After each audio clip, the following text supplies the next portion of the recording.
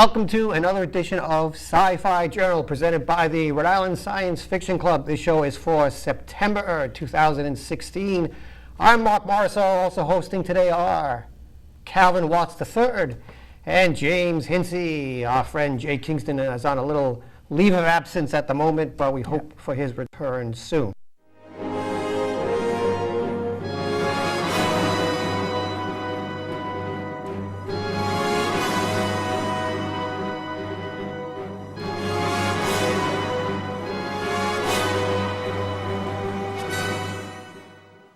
All right, so the first trailer that we have for your perusal is called Arrival. Not the Charlie Sheen movie that was back in the mid-90s. Right. This one has, and you know what, just as an offshoot, it really seems funny how you're seeing more people who have acted in like a Marvel movie or a DC movie coming together. I just throw that in there because this one has somebody from a Marvel movie, a DC movie, and a Star Wars movie. There you go. So anyways, Arrival arrives in theaters, you like that, on November 11, 2016. There are days that define your story beyond your life. Like the day they arrived. What might be called first contact. The objects measure at least... I'm Colonel G.T. Weber from Army Intelligence. Pack your bags. You're at the top of everyone's list when it comes to translations. Priority 1. What do they want? Where are they from? You'll be reporting to me, but you'll be working with him when you're in the show. That's what they call it, a UFO.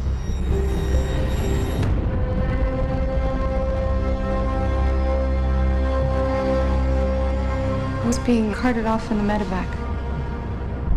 Not everyone is wired for what you're about to do. So what do they look like? You'll see soon enough. Every 18 hours, the door opens up. That's where we go in.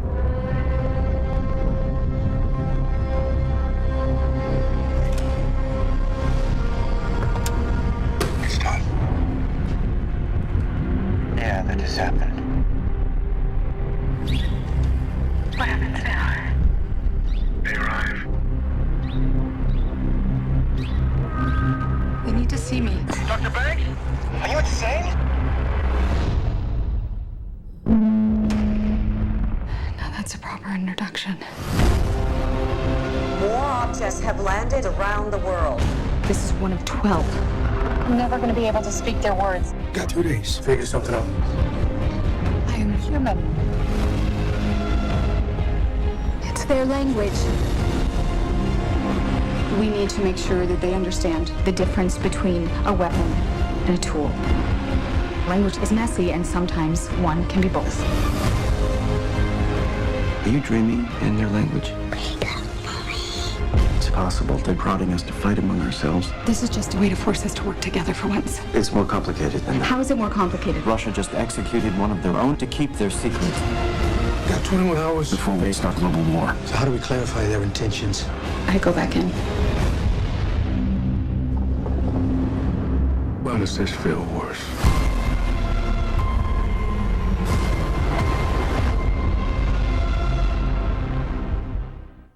Good stuff, good stuff.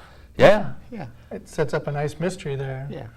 I like the idea when they go in the ship, at one point they're upside down. They're upside down, so it's like, you know, gravity has been Yeah. negated. Yeah. So yeah, it's something to look forward to between now and, you know, Rogue One come out in December. So that's that. Now this series has really been kind of uneven for some people. For other people, you know, it's been a joy. But the Resident Evil series has been going on for like 15 years. Yeah, that's one of my It's favorite been series. I love the Resident Evil Absolutely series. crazy. The last one was like in 2011 or 2012. Yep. And so they were talking about doing like one final movie, but it got put off on the back burner, different things going on. Well, finally, Resident Evil, the final chapter. We hope. January 27th, 2017.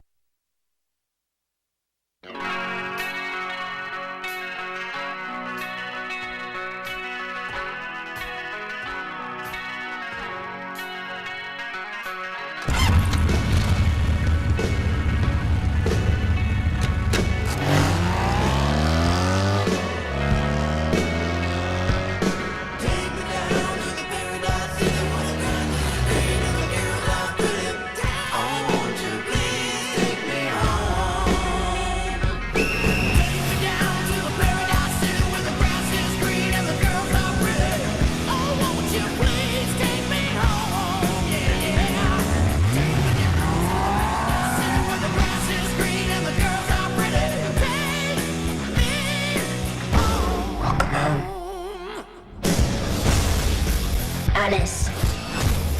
What do you want from me? Humanity will cease to exist unless you return to the hive. I don't trust you. Behind you. Everything's led to this. What are we gonna do? I'm gonna kill every last one of them.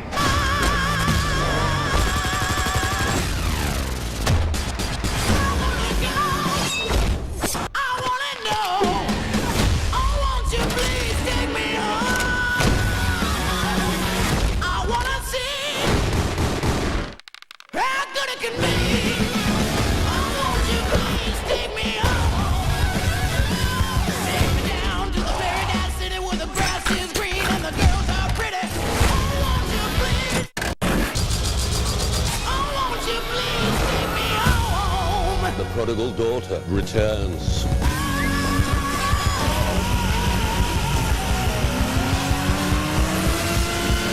Baby! Should have killed you in Washington.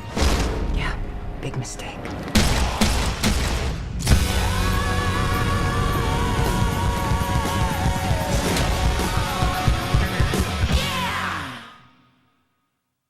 Trailer looks really fun. Not all that good an actress, but she's a lot of fun to watch. She did a good job with that series. I like the Guns N' Roses, Paradise City, thrown into the trailer.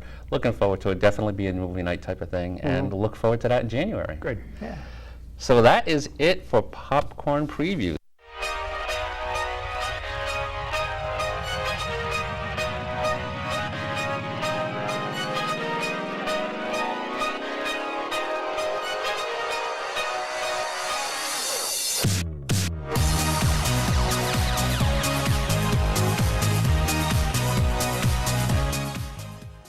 But, summer shows were pretty good. There's some good ones there. Killjoys and Dark Matter were pretty good. All right, the TV fall lineup for 2016, we'll go through it quickly. On Mondays at 8 p.m., you're going to have Supergirl on the CW. You're going to have Gotham on Fox, so set your DVRs, you already have a conflict. And then the Big Bang Theory is going to start on Monday nights, and then October 27th, after football, they'll move back to Thursdays. They did that last year, Yeah. too. Yeah. Yep. At 10 p.m. on Mondays, there's that new series, Timeless, the time travel show. Yeah. That looks good. Yeah, I think time travel is going to be the big thing in TV this year. Last year was zombies, and now they're moving into time travel. Tuesday nights, we have The Flash at 8 on the CW. Yeah. 9 p.m. we have Channel Zero, Candle Cove on Sci-Fi. It's about a spooky kids show. Okay. Like a horror type thing. And then Tuesdays at 10 is Agents of S.H.I.E.L.D., and they're introducing Ghost Rider Yeah. in this season. That's going to be interesting. We'll see. Then there's a show called Aftermath on Sci-Fi, which is like a post-apocalyptic type program, Sounds good. if you want to check that out. Wednesdays, 8 p.m., we have Arrow, and then NBC's Blind Spot moves to 8 on Wednesdays Yeah, I like on Blind NBC. Spot. Yeah. Very Yeah, cool so- mysteries and the whole, so many tattoos to figure out. I know. That's really well done. So set the DVRs for those two shows again. Thursdays we have Legends of Tomorrow at 8 p.m. on the CW. Yeah. And this season they're introducing the Justice Society. Cool. Old 1940s DC superhero characters, which is cool. Fridays we have that new MacGyver series on CBS, starting at 8. We have The Vampire Diaries on the CW, which is the last season of Vampire Diaries. We have Z Nation, which starts season 3 on Sci-Fi at 8. It used to be at 10 o'clock. They moved it to earlier. I love that show. They're really cool. 9 p.m. we have a new series based on the movie The Exorcist on Fox. Okay. We have Grimm on NBC at 9 p.m. on Fridays. And then at 10 p.m. we have a new series called Van Helsing. It's a vampire hunter Van type Helsing. show. Cool. They premiered a couple weeks as we tape. A couple weeks ago they premiered the first episode. Looks interesting. Vampires have taken over the world. This is one woman who for some reason has, she's invincible, you can't really kill her. And her job is to bring society back to what it was. Cool. Huh. I wonder if it's more based on like the anime. There's been different anime Right. too, Van Yeah. Helsing or Yep. Helsing, and it's been a female character. So I haven't really heard about this before, so I'm gonna have to check it out. Yeah, See. I think some of it might be based from anime, and some of it is based on the Hugh Jackman movie. They took Yeah. like bits and pieces of that. Yeah. That's how they did it. Okay. Speaking of Hugh Jackman, just as an offshoot, have you seen the picture they were talking about this week? They put on Instagram. I heard he about it. I haven't seen it though. He looks awful. Is it Old Man? Is it Old Man Logan? I'm really hoping it's because they are shooting Old Man Logan as we Right. speak, and that's why. Because he looked. I mean, he looked like he was like in his early 60s. Well, he was saying it was going to be his Yeah. very last movie because Yeah. physically he can't really do it anymore. So it's time. Yeah. Wait, if you know, if the guy who can do, you know, Jack Reacher, and all these other movies, what's his name? Tom Cruise No. can still do it. No, You know, the no. Mission Impossible. I don't see why. Hugh Jackman is a lot younger than Okay. Tom Cruise. Look at the character of Wolverine. Wolverine is supposed to be like really long lived. He's not supposed to age. It's kind of like the same thing what happened with Brent Spiner and Data. Right. At some point, you can't hide the fact that you're getting old unless you're going to start using CG. And CG, while it's made leaps and bounds since it started, it still It's hasn't got got to that its point limits. where you can't tell it's not CG. So, And most of Wolverine's character, he's got his shirt ripped off anyway. So. yes. And that's the reason. Well, he did get aged up in the Wolverine movie. Yeah, that was cool. All right, Sunday nights on television this fall, we have 8 p.m. Once Upon a Time I'm still watching on that. ABC. I enjoy that. I gave up on that. I watched it the first 2 seasons, and then it was like, well, let's see, which Disney character can we throw in this week? Reach in the bag, okay. Yes, and that's true. They've been throwing other different characters in. So that's at 8 p.m. on Sundays. Also, The Simpsons on Fox, which is still going strong. And all the Simpson episodes are on FXX. Yes. So if you have FXX, you can watch If you them can all. pronounce FXX, you can watch them. And then Sunday nights at 8:30, we have a new show on Fox called Son of Zorn. Son of Zorn. Son of Zorn. He is an animated character. He almost looks like He-Man. Okay. He goes back to his town. All the other characters are real people. So it's like this animated guy that's thrown into the mix. And he creates all sorts of havoc moving into this neighborhood. So it's a comedy. We'll see what happens. All right. And then next month I'm going to cover mid-season shows. We have some interesting ones, and then some stuff on Netflix. Yeah. And Amazon. There's a really cool show. Well, it looks like a really cool show, but for the life of me, I can't remember the name of it. But Kiefer Sutherland starts in it. Right. Where supposedly there's some type of disaster or there's something going on. It's almost like what with the president? Yes. Last man standing. or Yeah, something like that? something like that. There's some type of disaster, so something happens. He's not elected, but he somehow becomes He president. becomes president of the Yeah. United States. Yeah, Kiefer Sutherland's a good actor, so that's a lot of fun. And that's all I have this month for Tube News. Let's move on to, we had a chance in July to go to RhodyCon 2. And we got some interviews and some footage for that, so let's take a look at coverage from RhodyCon. So this is Nick. We're in Cranston. It's RhodyCon 2016, and this is the guy that's behind RhodyCon. So it's our second year here. It's a second year in existence. We're having a lot of fun. Nick, how you doing today? Very good, Calvin. It's good to see you guys again. Thank you for having us back. So it's a little bit bigger. It's a little bit better. What did you learn from having RhodyCon for the first time last year? I know there are a lot of logistics, a lot of things that you had to work out, but you decided to do it again, and obviously it seems like it's a success. So talk about how things have worked out for you in the last year. Well, we had a lot of mistakes to learn from, but that's why we did it small last year. Registration was, despite how bad it is, it went very smoothly today, thank God. So that'll be the first thing to be revamped is the registration. We're trying to figure out what to do for next year. We have more pinball machines this year, just for you, Calvin. I know we have a lot of competition with Pintastic, and I say, no, my buddy Calvin has to have more pinball machines. I hope we delivered for you. That's our personal collection there. We got about 5 more machines at home, so yeah.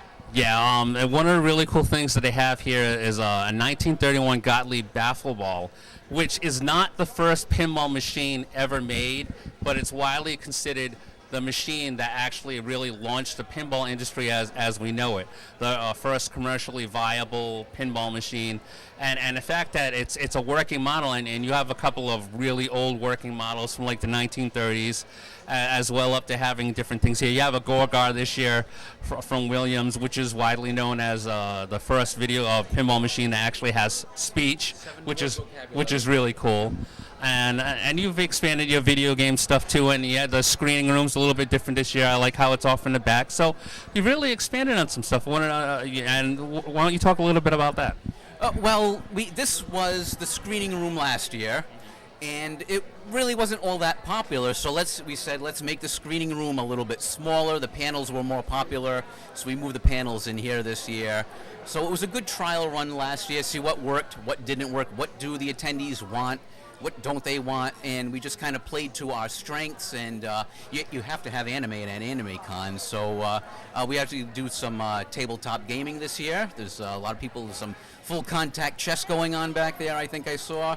And what else do we got going on here? The melon bread, of course, is another big popular thing. A lot more food we're going through this year. We got a bigger variety of food and J-Snacks. And it all seems to be doing well. So, RhodyCon 2017? Obviously we're gluttons for punishment this year. We do have some help. There's some, I don't know if you interviewed Danielle or not, but she is a volunteer at Anime Boston, and she brought in some of her cronies to help us out, and we're thankful to them. And I think with their help, RhodyCon 2017 will be on the board. We would actually are considering maybe some smaller events between now and then, maybe like a Smash tournament or MTG tournament or something like that, just to kind of keep the name out there, keep us active, and then hopefully build up a little bit of cash flow and maybe get some nice voice actors here for 2017 or whenever the next official big RhodyCon is. It probably won't be here. Hopefully we'll be moving into a larger facility, because I think we've pretty much reached capacity. We're sold out this year. Pre-registration was closed yesterday, and we did take in some extra off the street at the door registrations, about 20 or so, but that is it. So there's no new people coming in tomorrow. Well, I really do think you have a good thing going here. A lot of anime fans here in Rhode Island, and a lot of, as we well know here at Sci-Fi Journal, a lot of people are into science fiction and fantasy horror, and I fully expect to see you guys back at some point, and hopefully we'll be able to see you. Thank you very much, dude. I appreciate it. We're having a lot of fun. Awesome. Thank you very much for coming and hosting the panels again. You're welcome. All right, that's going to be it for RhodyCon 2016 here in Cranston, Rhode Island. Calvin, what did you think? Oh man, it was a lot of fun. I'm glad that they expanded the pinball offerings and the video game stuff. I like the changes that they did, and the fact that they're hopefully going to be in a bigger venue next year. I'm glad it sold out. So there's definitely room to have a convention like this here. So yeah, we had a lot of fun. Yeah, it was good. We need a pure anime convention in Rhode Island because we don't have any others. We have Rhode Island Comic Con, but that's a big, huge venue. So it's nice to have a small, comfortable Japanese anime type convention in here. So I would say it's pretty successful. Yeah, definitely a more intimate fan run. So you don't have all of the commercial stuff going on, but it's a lot more hands-on. It's a lot more interactive, and you can talk with the fans and stuff here, and it's really, really cool. Yep. So that's going to be it for RhodyCon 2016. Let's go back to the studio. You guys had a lot of fun there, didn't you? Yeah, that was good. We did have a lot of fun. From all accounts, it was a success. They sold out of their regular tickets both days. Yep. They're planning on coming back next year, probably a bigger venue. Yeah, they're thinking of more moving stuff into a going bigger on. venue, which they need to if they're gonna grow. If they're going to go and expand. And it very easily could happen. I mean, TempleCon, which we're getting ready to go to in a couple of weeks, they started out fairly small. Yep. And they've gotten bigger and bigger each year, and now it's like a really cool thing. So. Yeah.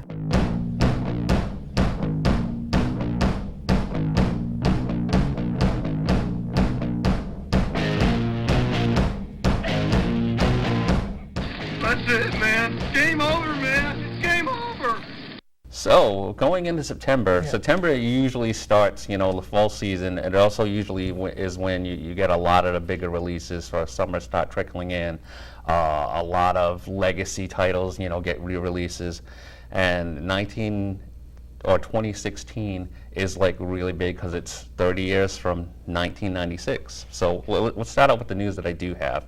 The biggest news by far to me is The Abyss, which is James Cameron's only like major movie that has not been released in high definition, is finally going to be coming to Blu-ray. All right.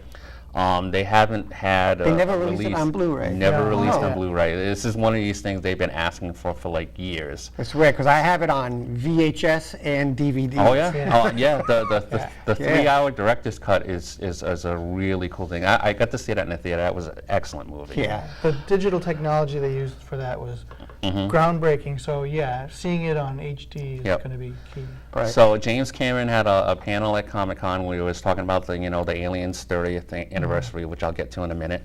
But The Abyss, they remastered it. They did a Blu-ray HD pass. They did a 4K pass, so it's probably going to come in 4K HD also sometime next year. But so we can look forward to that. Good. All right, releases for September. There's a lot of stuff. So let's go through it really quick, and I'll touch on some stuff. On September 6th, we have Iron Giant, the Signature Edition. Flash Season 2 comes out that day. Good. Now You See Me 2 comes out that day. And not only is it our 20th anniversary, but it also starts officially Star Trek's 50th anniversary. That's right. And so they're going to have a 50th anniversary box set for the original series.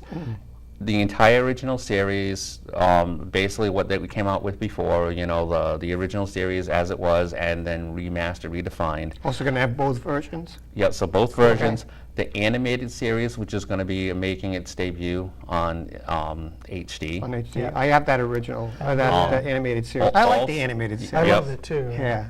All 6 original Star Trek films, and there'll be like new bonus material. Like there's like a 50th anniversary documentary, so that they go on through like the whole thing. Any idea how much that's going to retail for? A lot. A lot. Okay. Okay. On the 13th, we have Captain America: Civil War. All right. Biggest movie of the year so far. Aliens, the 30th anniversary edition. Yeah.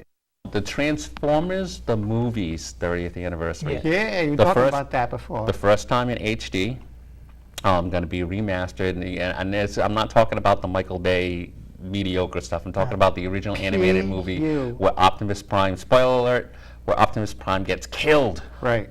On the 20th, the Teenage Mutant Ninja Turtles action movie sequel, Out of the Shadows, comes out. All right. Labyrinth, the 30th anniversary. This is something that was in the works, and now it's even. Movie. It was an interesting movie. It introduced us to Jennifer Connelly, and it shows again just how good of an actor and all-around genius that David Bowie was. God rest his soul. Rest in peace. Gates McFadden did the choreography. So did she really? Yes. Interesting. Excellent movie. All right. Disney's Beauty and the Beast is going to be their signature series thing for this year, so the 25th anniversary there. And I threw this in because this has my curiosity. Twin Peaks. If you want to talk about like cult TV shows, right?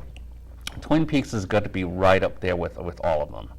So it has gotten a release on Blu-ray or a DVD before. Right. And so they've also released a couple of years after the series ended, because it kind of ended abruptly. They did like a prequel type of movie called Fire Walk With Me.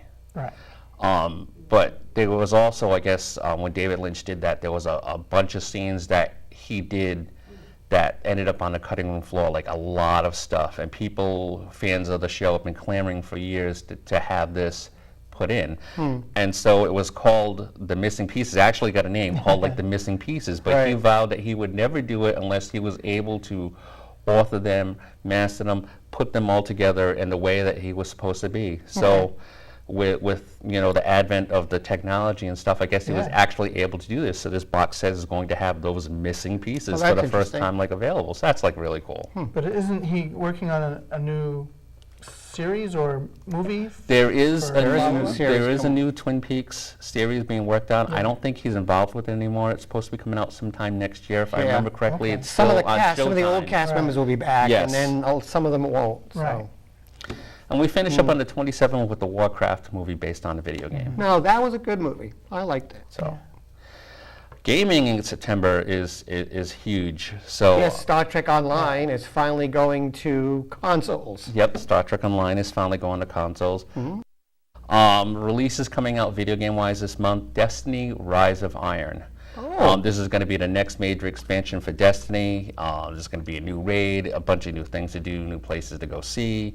Only available on the next-gen consoles.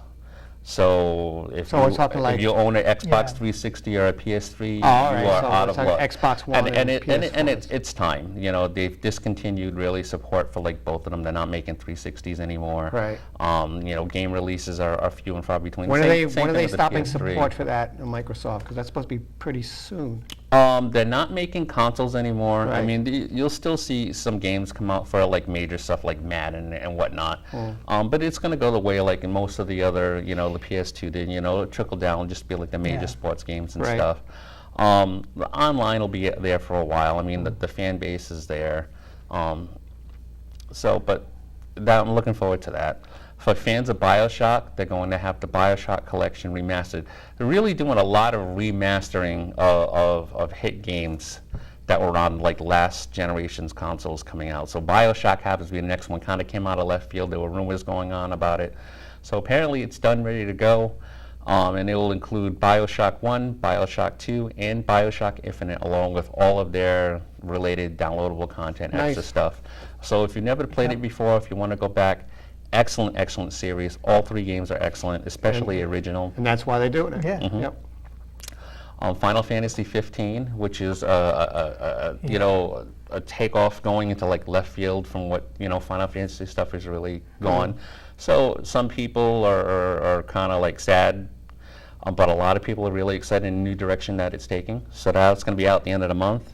Recore, which is the robotic adventure game exclusive for the Xbox One, comes out at the end of the month. And Batman: The Telltale series. Now the Telltale's the people behind the Walking Dead like cinematic game where you kind of like make decisions of trying to do, you know, whatnot. And then they did like Game of Thrones, so now they're doing the Batman one. That finally came out, so that's really cool. That's just this month. Then it gets crazy because all the stuff coming out later on is it's just absolutely nuts. So, but I would also be remiss to not talk a little bit more about Pintastic 2016. We showed a couple of things last month. There's a couple more things here. Unfortunately, due to like some personal stuff, I wasn't able to get as much footage as I wanted to, but Gabe and the people up there have been really good to us. Pintastic was a success. They are going to have a Pintastic 2017. I fully plan on being there again. Good. But anyways, just take a look at some of that coverage. Now, the guy standing next to me is always one of the best things about Pintastic, especially at Pintastic 2016. So this is Jersey Jack Guarnieri from Jersey Jack Pinball. Jack, how you doing today? I'm doing really well. Thank you. It's always good to see you. Always have a smile on your face. You'll always see you talking to people, you know, smoozing it up. So let's talk a little bit about how well Jersey Jack's been doing and Jersey Jack's Pinball this past year. Now the Hobbit's in full production now? Hobbit is in full production. We built about maybe about 650 games right now. We're building about 15, 16, 17 games a day, working our way up to about 20 games a day. We still have about 1,000 game backlog, but you know, building that many a day, we'll catch up pretty quick. And we're still selling games every day, so that's good. Now, is Wizard of Oz still in production? Are you still selling some of those? So an interesting thing, you know, around Christmas time, we had about 150 Wizard of Oz games in a box in the building, and we ran out of them by April. So we started up, we put together another assembly line, a boutique line, that'll be up and running next month. And we already have pre-orders again for Wizard of Oz. So at the same time we'll be building Hobbit, we'll be building Wizard of Oz, which is really cool. That's really cool. So now that Hobbit's in full production, I assume, I'm positive that you're working on your third machine. Is there anything that you can talk about that? We've been working on our third game for a couple of years. I could tell you that the game will be on time. And unlike other games that we've done, we haven't taken any pre-orders, we haven't talked about it, we didn't take any money. And it'll be on time because I'll announce that the game is ready, when it's complete. So we didn't promise anybody this date or this date or this date. So we're getting a little bit smarter, we're getting a little bit better, able to manage a lot of different aspects of the company. But it's going to be a Pat Lawler game, a really fun game. original theme, not based on a movie or a TV show. Which is really awesome. Pat Lawler, one of the best pinball designers going today, so it's really cool that you were able to get him to design this next machine. Yeah, I mean, our platform lends itself to creativity. When you have the LCD, when you have the RGB LEDs, when you have a lot of the time and energy that we put into our games, any really great designer would love to come and design something on our platform. And, you know, Pat's the best, so we're really happy about that. Now, ever since you started up, there have been other companies that have kind of come out of the woodwork a little bit, but are doing pretty well. So there's really been somewhat of a pinball renaissance. Right. Where do you think you see the genre going in the next couple of years? Well, you know, this is going to continue to grow. This is really at the beginning, because now what you see, especially at shows, you see a lot of young people, you see a lot of families, a lot of women. So you see people discovering pinball for the first time, and then you see the people that were into it get more passionate about it, and they're rediscovering it. And because you have other manufacturers, whether they're small or not, it really doesn't matter.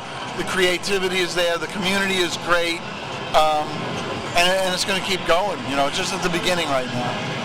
All right, so 2 more questions for you. I'm a big fan of the Pinball Arcade, which is like, you know, digitized versions of like real pinball. Now, there's a lot of people on the Pinball Arcade forum that I'm a member of that have always asked, would Jersey Jack ever consider digitizing his machines for something like that? So you ever thought about it, or what are your feelings about that platform or other platforms like that? Yeah, I've thought about it, but I wouldn't do it with a licensed product because your approvals are more difficult. You have to pay another royalty. Perhaps, maybe with Pat's game, we would do that because we own all the intellectual property, and the game could lend itself for social media use and play on an iPad and play in different forums other than a mechanical pinball machine. That's fair enough, and that's actually pretty good.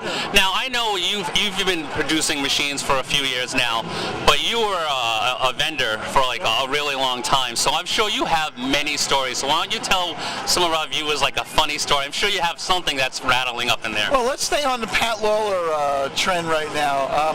Years ago, I had a location. I had a lot of locations in Brooklyn, where I'm from, and I remember you know, we had a Whirlwind pinball machine we just brought in. We unboxed it in the location, we brought it in there, and I set it up, and it was great. No problem out of the box. And I still remember it. It was in a Tiamo store on 86th Street and 20th Avenue. I still remember where it was. And the game got set up, we put the volume up, and I was in the front of the store, and 2 or 3 people went out of the store. It said, "The storm is coming, return to your home." And I said, this has got to be a joke that somebody actually thought that was real. But, you know, not everybody there really spoke English that well, and people in the front of the store heard that, and they thought it was like a news broadcast. And they dropped their newspapers and whatever they were buying, and they ran out of the store. I can't make that up. And along the same line of games that talked, you know, I operated a game called Stratovox, if anybody remembers that game. And it was a great game, and I had it in a coffee shop in Ridgewood on the borderline between Brooklyn and Queens. And the police officers from the 83rd Precinct used to go in there and buy coffee. And the game was in the back. And I came into the store, and a guy that ran the store said to me, you know, we had a whole problem today with the police and the game's in the back. I said, what, do you have a fight? He says, no. A police officer heard, help me, help me. And he ran in the back with his gun drawn, wondering what was going on. He thought somebody was being robbed. So go figure. Funny stories about games when they first started really speaking. But Gorgar didn't do that. Nobody could understand what Gorgar even said. Me, Gorgar, beat me. What? What the hell did he say, you know? So I know you're one of Gabe's biggest supporters over at Pintastic. You're pretty close with them. It's really great that you're a big sponsor, and hopefully there'll be one next year, and we'll see you again. Yeah, you know, Gabe is a great guy. He's very passionate. He's been a customer for years. You know, doing a show like this I guess is like childbirth, where nobody knows what it is unless they go through it. Yeah. That's why us men, we don't appreciate the women, that they go through that. If it was up to us, there'd be no more people, I think. But that's another subject for another day. With Gabe, I think he did a great job. It was difficult the first year. It's difficult the second year. It's difficult the third year. It's difficult the fourth year. You learn, you change, you listen to your vendors, you listen to your sponsors, you listen to the people that come. And I think he's doing a great job. I'm really happy. I was the #1 supporter. He called me up. What do I think? I think you should do it, jump out the window. I started a pinball company, and, that's difficult. Go do the show. And nothing worth doing is really easy. It's going to be difficult, and there are going to be problems. But the satisfaction is seeing, hundreds and hundreds of people here having fun coming to a pinball show. That's satisfaction. Yeah, and that's basically what it's all about. It's all about having fun, having a good time, meeting people that like what you like, and enjoying yourself. Jack, I cannot thank you enough. It's always a pleasure. Thank you, too. I really appreciate everything you do. Thanks to the cameraman, too. He's wearing an Italy hat for soccer. Ciao, Italia! So yeah, I mean, we had a lot of fun. It's really, really too bad that it coincides with ConnectiCon. Yeah. And we kind of have to can't split get the whole forces. bunch. We got to split up to do that. So, so hopefully, maybe next year I'll have somebody else from the crew to come Maybe up next with year me. it won't conflict with Rhody. No, it is. It All right, is? you looked. already checked? Yeah. But you know what? It's part of what we do. Well, it's good for the viewers because they get to see twice as much convention footage. Yep. So.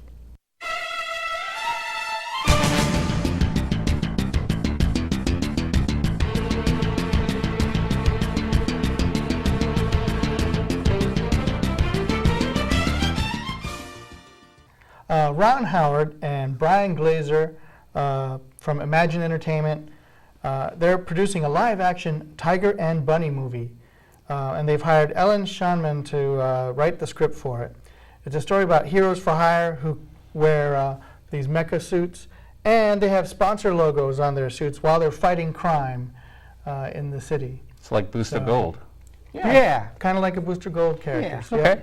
So these two heroes for hire are part of that movie. It'll be live action. It'll be cool. That'll be neat. Yeah.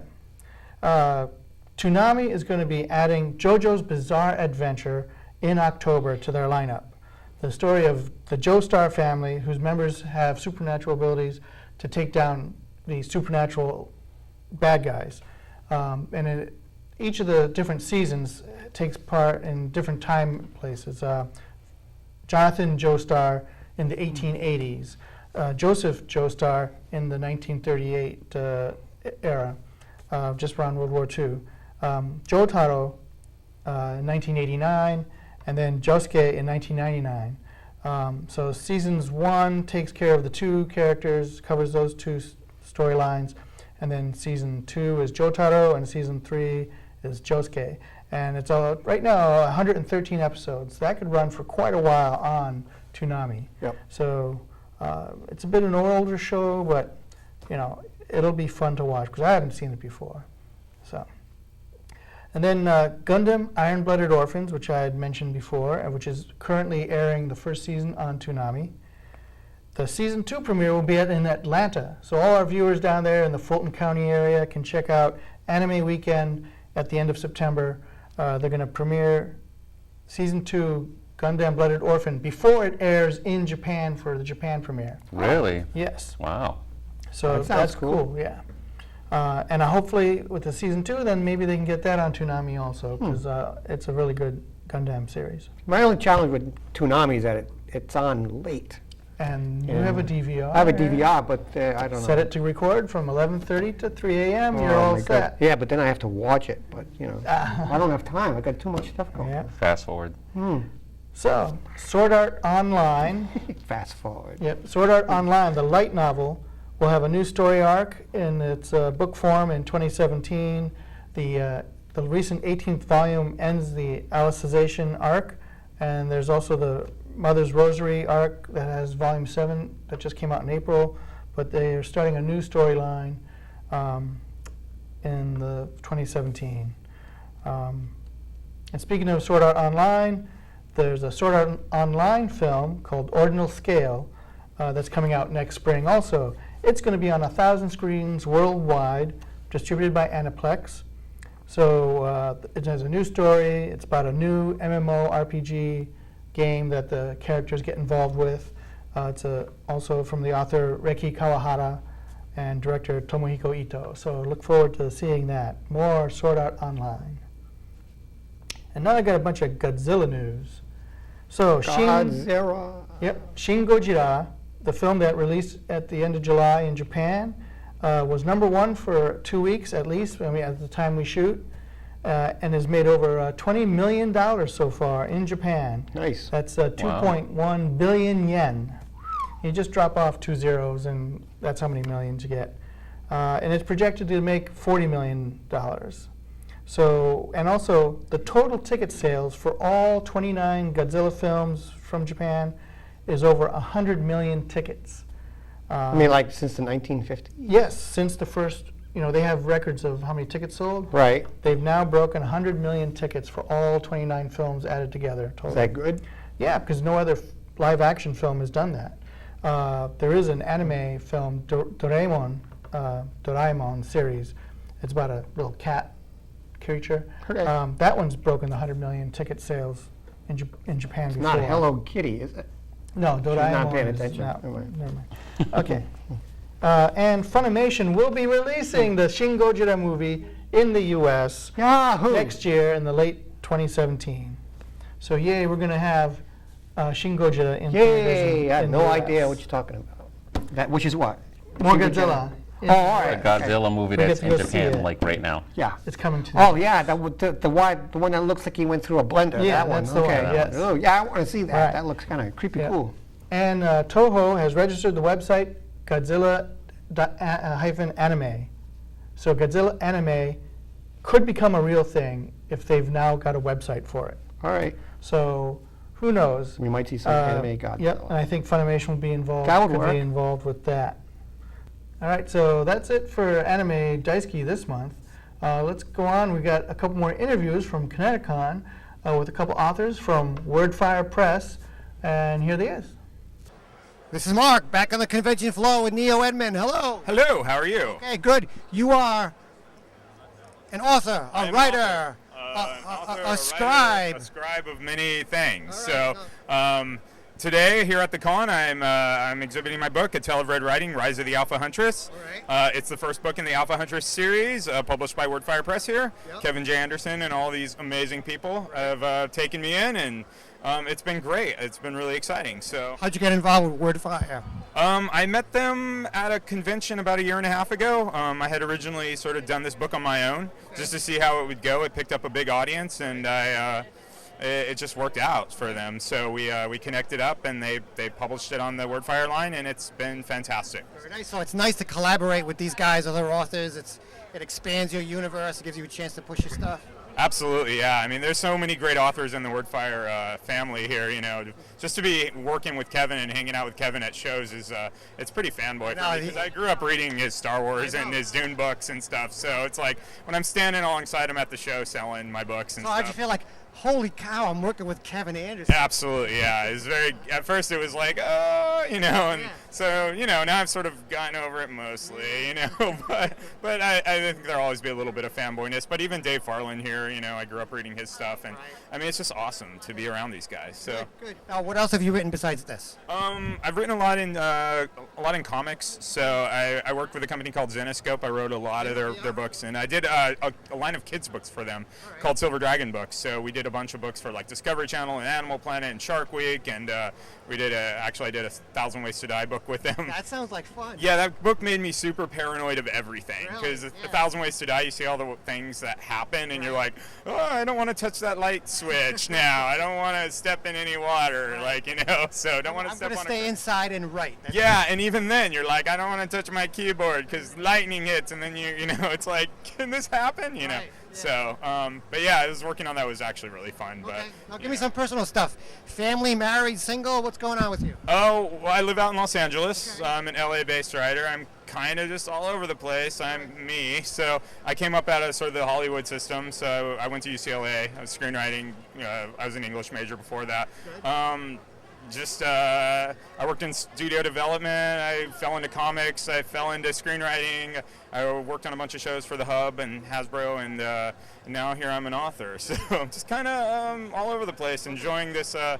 Going on tour with Wordfire. So. Okay, now hold up the book again so people can see it. A Tale of Red Riding: Rise of the Alpha Huntress by me, Neo Edmund. All right, awesome. Neo, thank you very much. Thank you. Let's see what else is on the convention floor. Oh, there's something.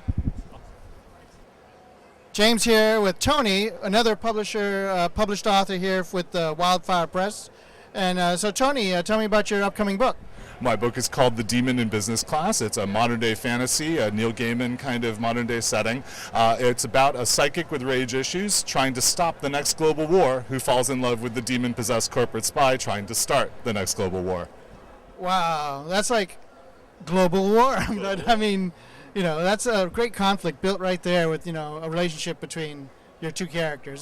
So when is it coming out? It's coming out this fall, late September, early October, to get the fall con season, because it's really going to be pushed as part of the Wordfire extravaganza. We really like being here at these cons. It gets us out, meeting our fans, meeting the people who are most interested in our work. It's very exciting as a young author to be in someplace like this. Yeah, that's great. And so how did you kind of get your start, and what's your inspirations? Well, the corporate side of my book was inspiration by my old business life. I used to open up international offices for America Online in the 90s, back when they were big. Yeah. And then I wanted to work with that as a milieu, but I've always been a fantasy reader, always been a science fiction reader, wanted to try to find a way to bring them together. Great, that's cool. So where are you from? Where are you hail from? I'm local to Washington, D.C. I grew up there, and I'm still there now. And how can people find your work? Well, the book will be out this fall, as I said. In the meantime, my website is anthonydobranski.com, ANTHONY, and you can find me online, and the book will be out this fall from Wordfire Press. Great, Wordfire Press, another great author here, up and coming. All right, let's see what else is going on. Wordfire Press is pretty cool because Kevin Anderson and those guys got a chance to promote new authors, and they travel to different conventions. They're going to be at Rhode Island Comic Con this year. Oh yeah, that's cool. Great. Yep. It's always nice to meet authors and the authors to meet the fans that are their readers. Yeah, it's neat. All right, now it's time for who's going to do it this month. We'll let you do it. Toys, props, and other stuff, where we talk about the wonderful world of collectibles.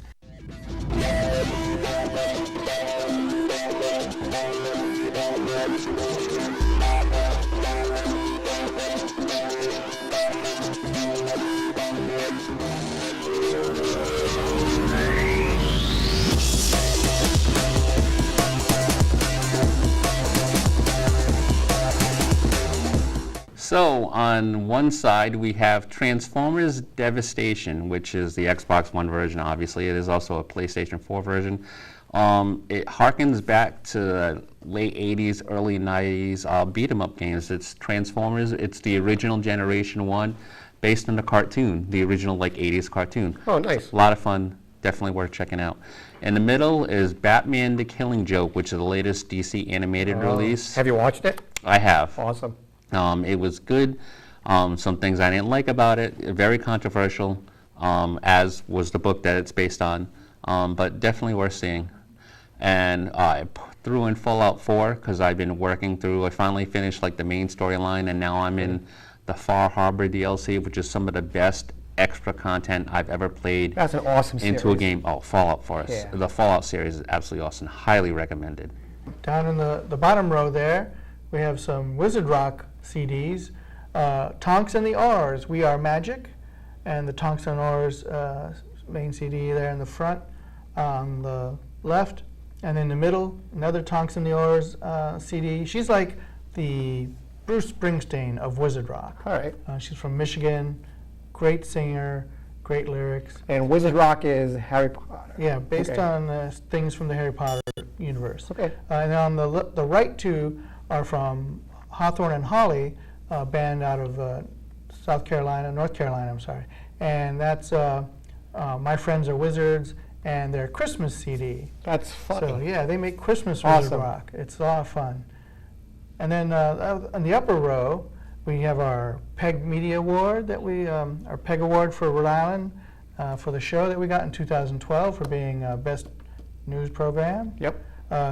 To the right of that is the 47 Ronin with Keanu Reeves, and actually has Japanese actors in it. Yep, that was a pretty good movie.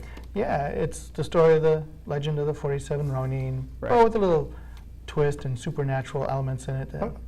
And then on the right-hand side, left-hand side, we have Batman vs. Superman, the Ultimate Edition. Has like about 30 minutes of extra footage. Makes a difference in the movie. It does make a difference. It explains a little bit more as to why Batman and Superman are kind of at odds. So, you know, they weren't just thrown together. It does make for a better movie. It's available now on DVD, Blu-ray, 4K, Ultra, and digital. Download, all that good stuff. Next to that is Batman, the animated series Nightwing figure. I bought this because A, it's Nightwing, and B, they've recently reintroduced Nightwing back into the comics with a new costume, which is based on his old costume, but it's kind of like a mixture of his old blue costume, which was the best one, and the animated series one. Now, did they give up his Grayson series? Yes. So Grayson is no longer being produced as a comic. That's correct. Interesting. All right.